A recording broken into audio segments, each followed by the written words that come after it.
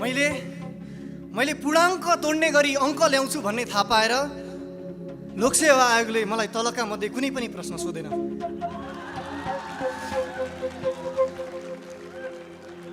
मैले पूर्णाङ्क तोड्ने गरी अङ्क ल्याउँछु भन्ने थाहा पाएर मलाई लोकसेवा आयोगले तलका मध्ये कुनै पनि प्रश्न सोधेन। खण्ड क इतिहास।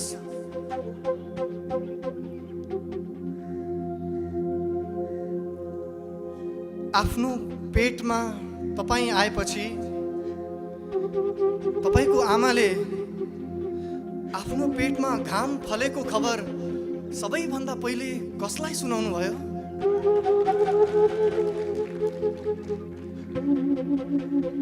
सन्तानलाई संसारमा ल्याउने बाटो पखाल्न, सन्तानलाई संसारमा ल्याउने बाटो पखाल्न एउटी आमाले कति लिटर रगत बगाउनु पर्छ?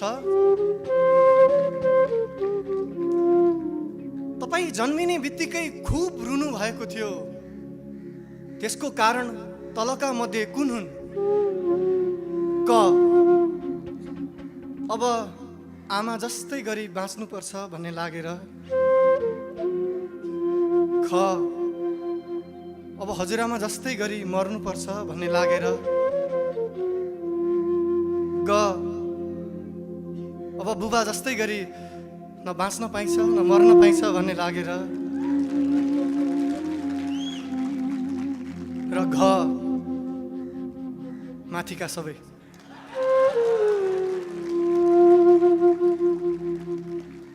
तपाईँ 1 वर्षको हुँदा आफै घस्रिन सक्ने हुनुभयो। 2 वर्षको हुँदा आफै हिँड्न सक्ने हुनुभयो। 4 वर्षको हुँदा आफै दौडिन सक्ने हुनुभयो। अब भन्नुहोस्, तपाईलाई आफै उड्न अरू कति वर्ष लाग्छ?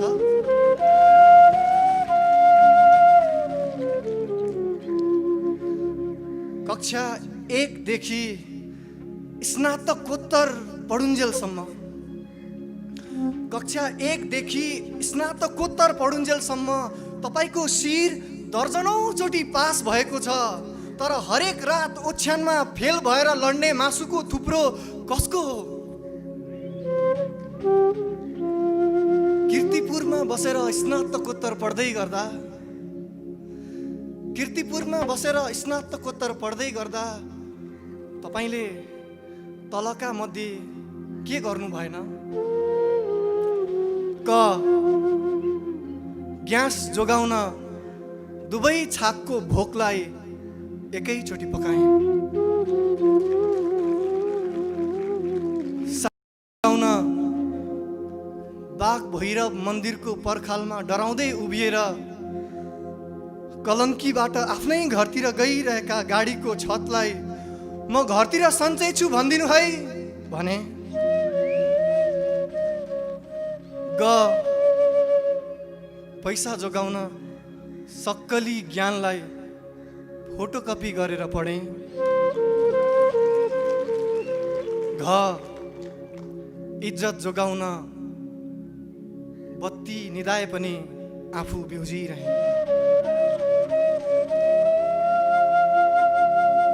जागिर किन्नको लागि भनेर विश्वविद्यालयले तपाईलाई एउटा पैसाको लामो कागज दिएको थियो। त्यो कागज पाएको पुरा मिति लेख्नुहोस् र सँगसँगै त्यो पैसा बजारमा बिक्न नसक्नुका कारणहरू संक्षेपमा बयान गर्नुहोस्। इतिहासका यी प्रश्नहरू यदि सोधेको भए म कति सजिलै लेखिदिने थिएँ उत्तरहरू। इतिहासका यी प्रश्नहरू यदि सोधेको भए म कति सजिलै लेखिदिने थिएँ उत्तरहरू। म कति सजिलै लेखिदिने थिएँ हाम्रा पुराना डोकामा ओथारा बसिरहेका कुखुरा जस्ता गतेहरू, हाम्रा टाट्नामा डाले घाँस खाइरहेका बाख्रा जस्ता महिनाहरू, जम्मा जम्मी 2 महिनाको लागि मात्रै थाक्ने भैँसी जस्ता वर्षहरू, आफ्नै जस्ता मान्छेहरू, आफ्नै जस्ता नामहरू। तर मैले पूर्णाङ्क तोड्ने गरी अङ्क ल्याउँछु भन्ने थाहा पाएर लोकसेवा आयोगले यीमध्ये कुनै प्रश्न सोधेन।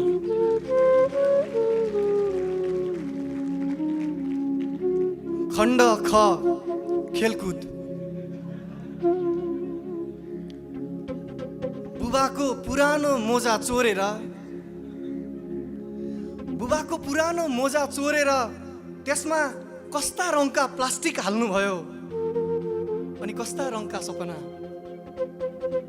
कति लामो डोरीले बाँध्नुभयो र कति लामा रहरले।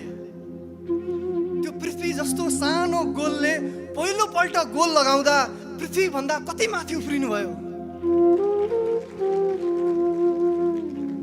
बुबा आफैले किनिदिएको नयाँ मोजा लगाएर सहर हिँड्नु अघि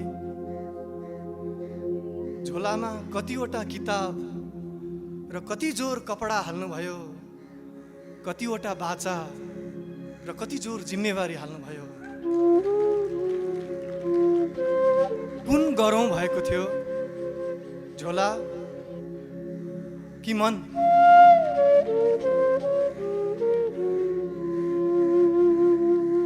यो ठुलो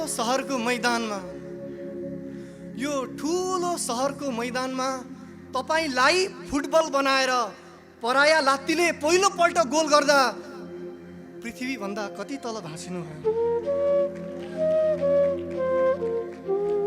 खेलकुदका यी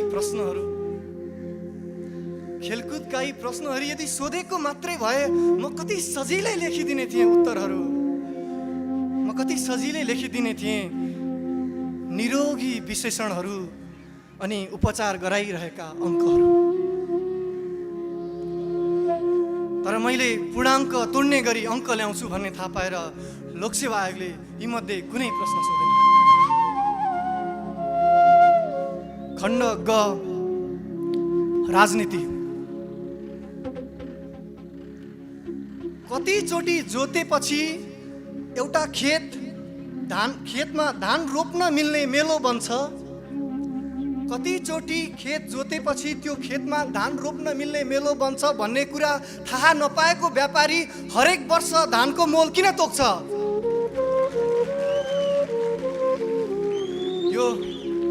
यो पेट्रोल कहिल्यै काम नगर्ने मान्छेको मोटरसाइकलको ट्याङ्कीलाई मात्रै किन भिजाउँछ? यो पेट्रोल कहिल्यै काम नगर्ने मान्छेको मोटरसाइकललाई मात्रै किन भिजाउँछ? यो तीखो पिन जहिल्यै काम गर्ने तपाईको बुबाको कभर नभएको साइकलको सिटमा किन भिजाउँछ? अर्काले बनाइदिएका समय तालिकाका प्वालहरू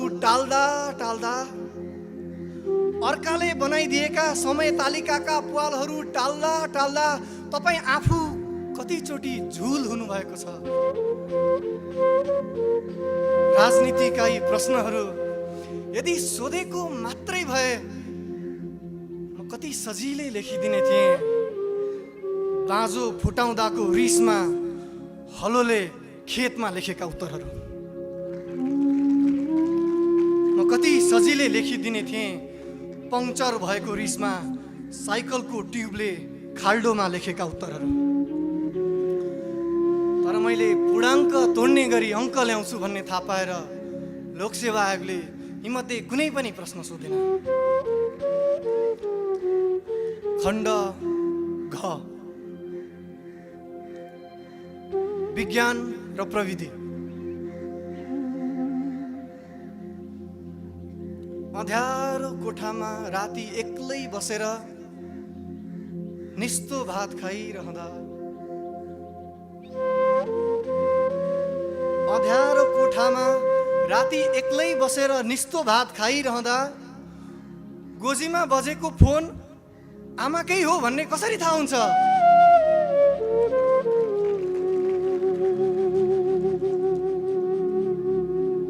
ठोसको भन्दा तरलको गति बढी हुन्छ। तरलको भन्दा ग्यासको गति बढी हुन्छ।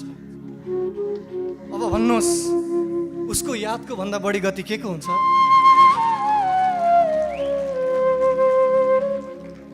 विज्ञान र प्रविधिका यी प्रश्नहरू यदि सोधेको मात्रै भए म कति सजिलै लेखिदिने थिएँ उत्तरहरू। म कति सजिलै लेखिदिने थिएँ मध्यरातमा मैले मेरो मोबाइलमा निर्मम थिचेर मेरी निरक्षर आमालाई अङ्ग्रेजीमा लेखेर पठाएका मेसेजहरू। तर मैले पूर्णाङ्क तोड्ने गरी अङ्क ल्याउँछु भन्ने थाहा पाएर लोकसेवा आयोगले यीमध्ये कुनै प्रश्न सोधेन। खण्ड ङ, धर्म र संस्कृति। 2-4 थान दुःख देखेको तपाईँ त यति धेरै दुखी हुनुहुन्छ। 2-4 थान दुःख देखेको तपाईँ त यति धेरै दुखी हुनुहुन्छ। सबैको दुःख देखेको ईश्वर कति दुखी होला? ईश्वरको लामो दुःखलाई छोटकरीमा लेख्नुहोस्।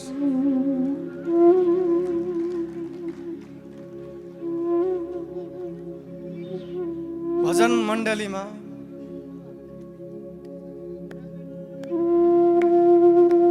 भजन मण्डलीमा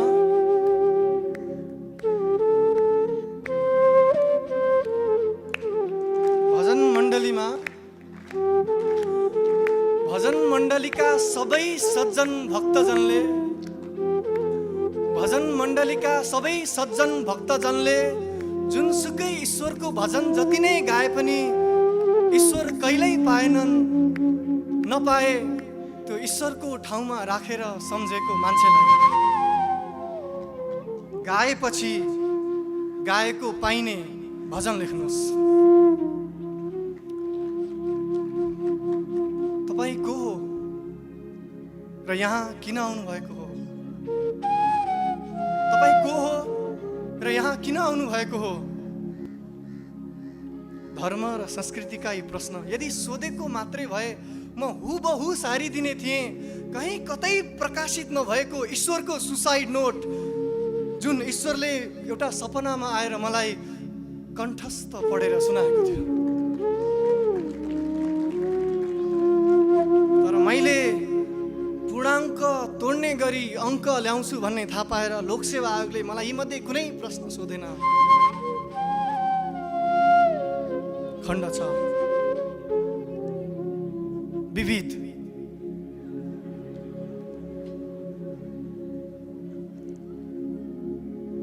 तपाईँ कुन गीत सुन्दा अरू नै कसैको लागि धड्किनुहुन्छ?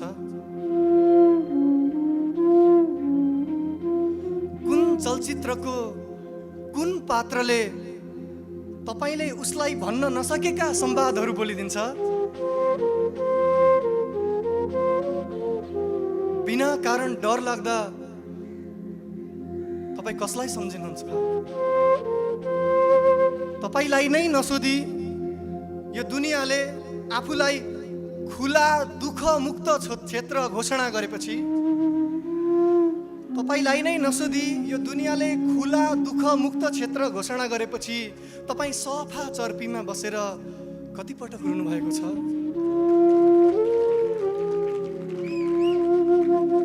कोसँग बसेर घन्टौं केही नबोल्दा पनि सबै थोक भनिसके चाहिँ लाग्छ। तपाईको कोठाको कुन सामानलाई तपाईले छुँदा उसको गालामा काउकुती लाग्छ? तपाईँ एक्लै बोल्दा कोसँग बोल्नुहुन्छ? एक्लै हुँदा कोसँग हुनुहुन्छ? यदि मिल्ने भए तपाईँ विगतको कुन पललाई एकै पलमा हटाउनुहुन्थ्यो? यदि मिल्ने भए तपाईको जिन्दगीको कुन पललाई लाखौं चोटि दोहोर्याएर बाँचिरहनुहुन्थ्यो? विविधका यी प्रश्नहरू यदि सोधेको भए म कति सजिलै लेखिदिने थिएँ सबै असजिला समयहरूलाई। तर मैले पूर्णाङ्क तोड्ने गरी अङ्क ल्याउँछु भन्ने थाहा पाएर लोकसेवा आयोगले यी माथिका मध्ये कुनै प्रश्न सोधेन। मैले पूर्णाङ्क तोड्ने गरी अङ्क ल्याउँछु भन्ने थाहा पाएर लोकसेवा आयोगले यी माथिका मध्ये कुनै प्रश्न सोधेन र त्यसैले हरेक वर्ष लोकसेवा आयोग फेल भइरहेको छ।